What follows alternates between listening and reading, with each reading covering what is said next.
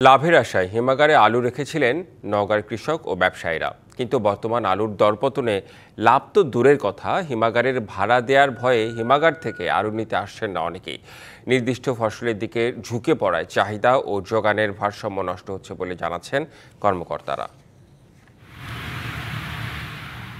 আলুর ঊর্ধ্বগতি বাজারের কারণে লাভের আশায় গত বছর নওগাঁয় রেকর্ড পরিমাণ জমিতে আলু চাষ হয়। উচ্চ মূল্যে আলুর বীজ ক্রয়, সার ও কীটনাশক প্রয়োগে আলুর উৎপাদনের খরচও হয়েছিল দ্বিগুণ। কিন্তু চলতি বছর আলু উৎপাদনের পর থেকেই দাম কমেছে আশঙ্কাজনকভাবে।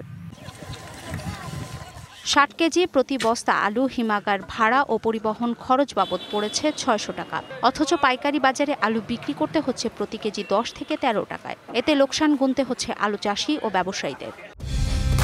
কালার এক্সপার্ট, জর্জ স্যাপ এবং মাইল্ড অন হ্যান্ডস টেকনোলজি সমৃদ্ধ অরিক্স ক্রিস্টাল ওয়াশ আপনার লন্ড্রি এক্সপার্ট। ১৮০০ টাকা খরচা পড়ছে আর বিক্রি হচ্ছে ৬০০ টাকা। পুরাটাই লস। আমরা সামনে আলু লাগাবো না, আমরা লস করতে আর পারবো না। আগের বছরগুলোতে এই সময় হিমাগার প্রায় খালি হয়ে যায়, কিন্তু এবছর অনেকেই আলু না তুলে গা ঢাকা দিয়েছে। এমন অবস্থা যে জমি তো রেডি করা দূরের কথা, তারা আসতে যায় না। আলু যে নিয়ে যাবে একটা ভাড়া আছে, দিনে ৩,০০০-৪,০০০ বস্তা আমার আলু বেরোর কথা বা গেট পাস হওয়ার কথা, সেই জায়গায় আমার গেট পাস হচ্ছে না।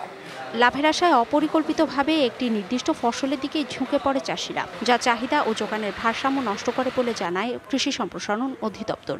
আলুর যে নিয়মিত চাষি যারা আছে তাদের বাইরেও কিছু আলু ব্যবসায়ী আলু চাষে নেমে পড়েছে। এবার যেহেতু তারা সেরকম মুনাফা করতে পারেনি, তারাও অটোমেটিক সরে আসবে। গত বছর জেলায় ২৫,৯৪০ হেক্টর জমিতে আলুর চাষ হয়েছে, যা থেকে উৎপাদন হয়েছে ৫ লাখ মেট্রিক টন আলু। DBC news desk.